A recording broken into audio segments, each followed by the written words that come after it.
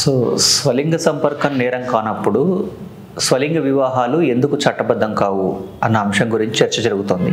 కాబట్టి ఆ అంశం గురించి మనం తెలుసుకుందాం. 2017లో నాజ్ ఫౌండేషన్ కేసులో సుప్రీంకోర్టు జడ్జిమెంట్ ఇస్తూ హోమోసెక్సువాలిటీని డీక్రిమినలైజ్ చేయడం జరిగింది. అంటే స్వలింగ సంపర్కం నేరం కాదని చెప్పడం జరిగింది.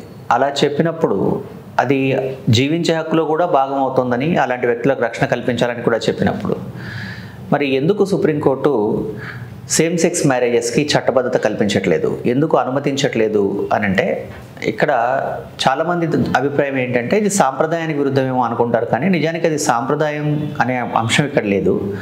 ఇక్కడ ఏంటి అంటే కొన్ని సాంకేతికపరమైనటువంటి చట్టపరమైన సమస్యలు ఉన్నాయి. అవి ఏంటి అంటే, ఇప్పుడు ఇద్దరు సేమ్ జెండర్ వ్యక్తులు, అంటే ఇద్దరు పురుషులు కానీ ఇద్దరు మహిళలు కానీ వివాహం చేసుకున్నట్లయితే వాళ్ళలో మనకి ఏ చట్టం ప్రకారం వాళ్ళ వివాహం చెల్లుబాటు అవుతుందన్నది ఒక ప్రశ్న. ఎందుకంటే మీరు హిందూ మ్యారేజ్ యాక్ట్ కానీ లేదా Muslim marriage act, special marriage act, ఏ మ్యారేజ్ యాక్ట్లో అయినా సరే బ్రైడ్ గ్రూమ్, వధువు వరుడు అనేటువంటి పదాలు ఉంటాయి. కాబట్టి ఇక్కడ ఇద్దరు సేమ్ జెండర్ వాళ్ళు అయినప్పుడు ఆ మ్యారేజ్కి ఎలా వ్యాలిడిటీ అవుతుంది, ఎలా వాటికి చట్టబద్ధత వస్తుందని ఒక ప్రశ్న.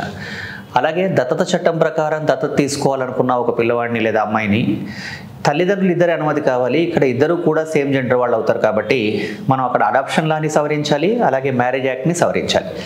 దీంతో పాటు కనుక మనం గమనిస్తే, ప్రభుత్వ ఉద్యోగం చేస్తున్నటువంటి ఒక వ్యక్తి మరణిస్తే అతని జీవిత భాగస్వామికి లేదా ఆమె జీవిత భాగస్వామికి పెన్షన్ లభిస్తుంది, లేదా ఉపాధి కూడా సామాజిక మనకి భద్రతలో భాగంగా ఉపాధి లభిస్తుంది.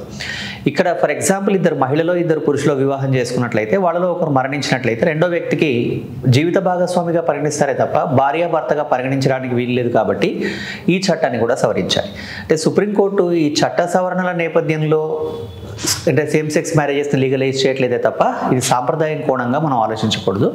ఈ అంశాలు గమనించండి. అలాగే సౌత్ ఆఫ్రికాలో, ఆస్ట్రేలియాలో, ప్రపంచంలో చాలా దేశాల్లో దీన్ని లీగలైజ్ చేయడం జరిగింది. ఈ కోణంలో దీని యొక్క అప్డేట్స్ మళ్ళీ మనం గమనిస్తూ ఉండాలి. Thank you.